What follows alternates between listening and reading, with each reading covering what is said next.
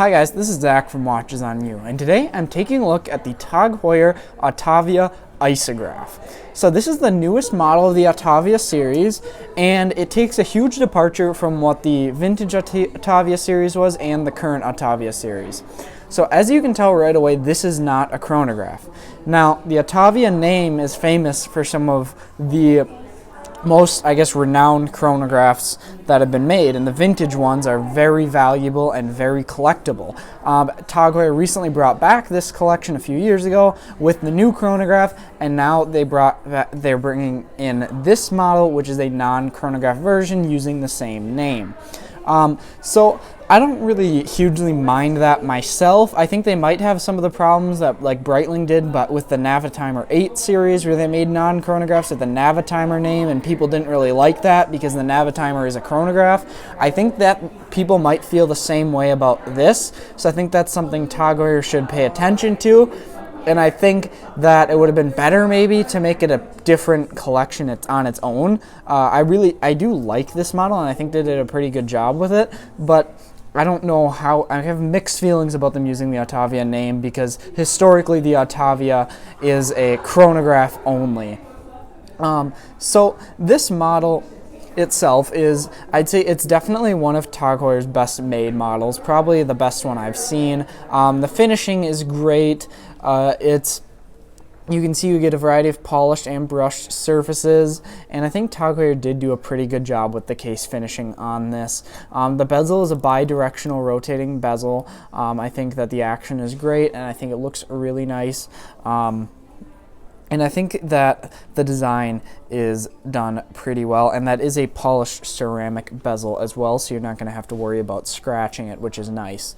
Now going to the dial here, you can see that it is large Arabic numerals going around for very good legibility, and you have a date window at 6 o'clock. I personally like the 6 o'clock date window position. That's my favorite position for a date window, to be honest. I like how it keeps the symmetry of the dial. And I kind of like the vintage kind of, feeling you get from this timepiece, especially on this brown model where it has kind of a radiating brown color where the edges are darker and then it brightens up in the center a bit.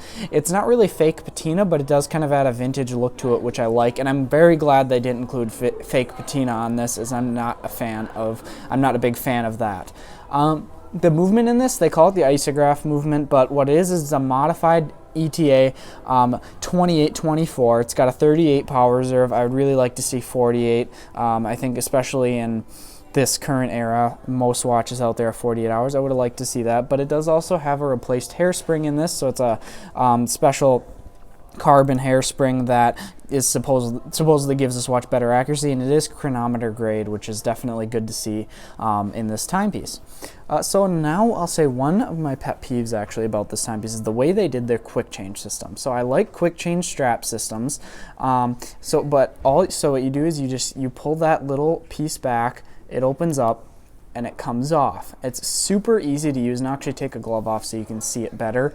So now you can see I'll just pull this back, and then I'll put it on. So they use kind of a, carbon composite, as you can see, to construct it. But the one thing that I'm not a huge fan of what they did with this is actually a spring bar, as you can see here. You can see it is a spring bar that they put in there. However, the spring bar is so large that you can't actually take it off yourself and use one of your own straps. It has to be a proprietary strap because they made the spring bar so large that it cannot be taken out.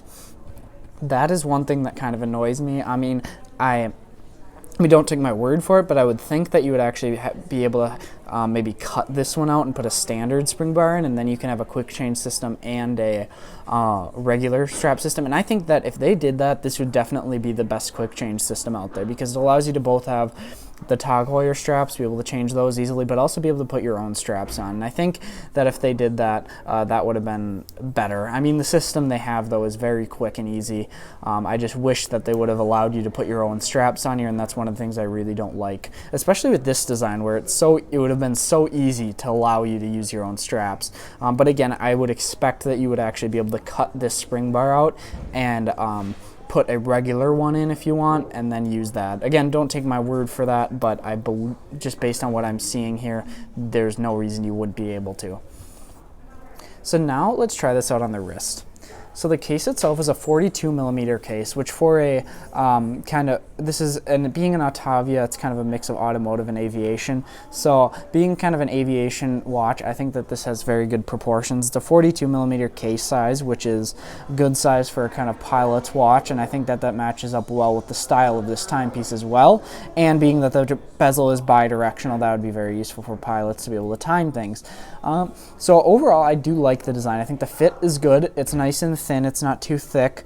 The strap is very comfortable on this. They do it on a bracelet, but this is the brown leather strap, and I really like this strap. Super high quality, very nice. Standard ping buckle clasp there, but it feels very nice, very comfortable on the wrist. This watch comes in at a price of $3,600, which I think that it does have definitely an increased finishing over like the, I say, $2,000 watch brands like Oris and things, so it definitely has an edge with that. This is for sure one of Tag Heuer's, this is for sure probably the best finished Tag Heuer I've seen, and that's kind of mainly with their heritage collection. That tends to be their best finished models, and I think that they did do a good job with this. It would have been nice to probably maybe see an in-house movement at this price point now that you're getting over $3,000. But again, if you're comparing it to other brands like Omega, you're not really getting into Omega into the $5,000 price point. So I think that this price is about where it should be for this timepiece. So I'd like to mention that this watch was lent to us by JB Hudson Jewelers in Minneapolis, Minnesota for the purpose of this review. They're an authorized dealer of all Tag Heuer watches as well as many other brands, and I'll be leaving a link in the description to their website if you would like to inquire about purchasing this timepiece or see any of the other watches in their collection.